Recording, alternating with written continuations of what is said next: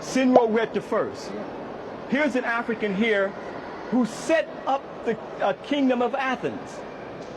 Not only that, conquered into southern Russia, what is called Black Georgia today.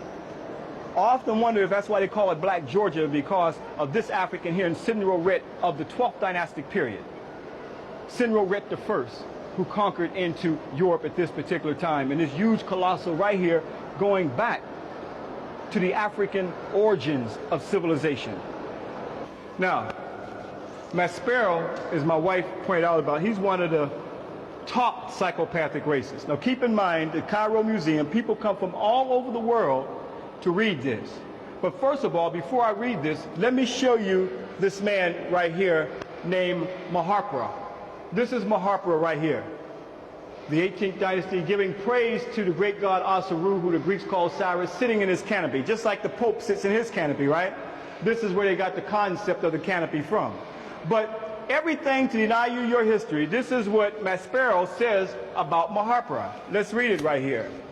It says right here that Maharpura suggested that, Maspero suggested that Maharpura may have been the son of Thutmose IV and a Negress. There were no Negresses 3,000 years ago. At any rate, on a copy of the Book of the Dead found in a tomb and now exhibited on the wall of this room, Maharpura is depicted with his face black instead of the normal red. They were also the normal black. A detailed examination of his mummy, which showed that he died at about 20 years of age, also showed that he was Negroid, but not actually a Negro. Now this is psychopathic racism at its best. So Maspero made it a point to make sure that he would plant in all people's mind, he's Negroid, but not actually a Negro. What is a Negroid, but not actually a Negro? That's like saying he's Caucasoid, but not actually a Caucasian. Everything to deny the African story that's told right here in the African Nile Valley. Negroid, but not actually a Negro. So I want to point this out to show you the forces that we're up against, the forces that we're fighting. As I said before, many years I've come here, and Amenhotep III that you see right here was in the front, along with all the other Middle Kingdom pharaohs. And I came a year ago, and I noticed that he was missing. I didn't know where he was at. And it wasn't until I came back, after searching throughout all the museum, I find him in the back corner. In this back corner with pieces that you see are broken up. He is a major pharaoh of the 12th dynastic period, a time of high literature, a time that it was known as the second golden age of Kemet. This is a brother who took and built the pyramids in Hawara. This is the brother who made the black capstone put on top of this pyramid that you just saw. But why is he in the back corner? But you're going to see Nefret and Rahotep. Those two figures, once you see them, you'll recognize them because you see them in all the books in America. That's who they show you, who were irrelevant, who were not pharaohs, who did not build major sites and so forth, and one even questioned if they had anything to do with this. But we got to question, why is Amenhotep III all the way in the back room, in the back corner for no one to see him, where he's been systematically moved out of the way?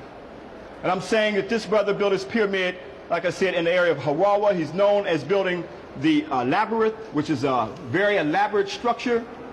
Many rooms were in this labyrinth. So all the things that he did, but the racism of the Western world, this is where we have Amenhotep III.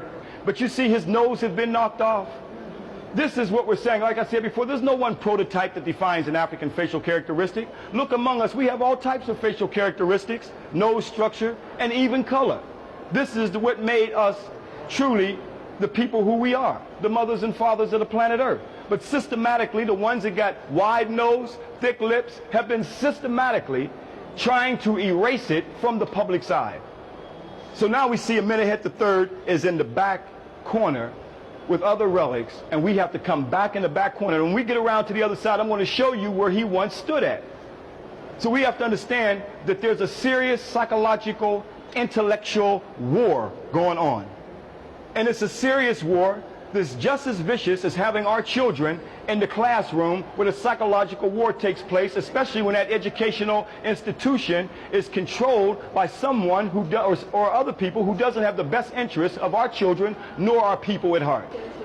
Yeah, come on over here, Joseph. Listen, yeah, we've been doing this. Let Joseph come over here for a minute. Here's Amenemhat III living right here today, Brother Ken Joseph.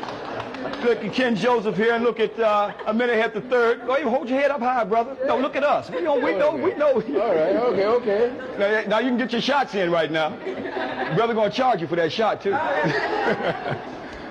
Now you can see the gene is still passing on. Yes. We got to take Joseph down to Harawa one day and see that pyramid as well.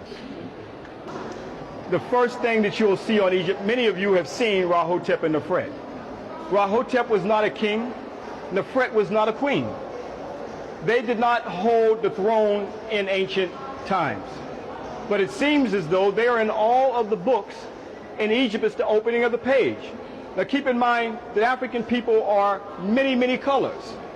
I've traveled throughout the African continent. There are many, many shades of color of African people. But the point that I want to specifically point out here is the fact that Nefret and Rahotep are the ones who stand out in all the books. So when you get the books, they have selectively gone through here and have, as we know in America, a thing called passing. So they have systematically passed certain colossal pieces and so forth and artifacts. So Rahotep and Nefret are the ones who stand out in all the books, but when I showed you Amenemhat III, who should be standing right here because he was a pharaoh on the king, on the throne, who made the world's oldest road, built a pyramid in Harawa. They were not pyramid builders. So I want to point that out to show you that when you pick up a book, even when you go upstairs and on your way out and you may pick up a book or just read through it, the first thing you'll see is Rahotep and Nefret. And you will not see some of the other African pharaohs that have been systematically taken out of the Cairo Museum. I remember back in 1985, he's no longer in the Cairo Museum. You see? He was there in 1985, but he's no longer here today. Do we know where he's at? No, I haven't found him yet. But I'm saying how Europeans systematically design Egyptology for people when they open up books to give you the impression that this is a white civilization. So you have to understand how the corruption, how Europeans are systematically trying to guide the minds of the people by putting images and representations of people there in front of us to make us think that this is the only way they looked. And that was not the case, and that's what I'm trying to put emphasis on here.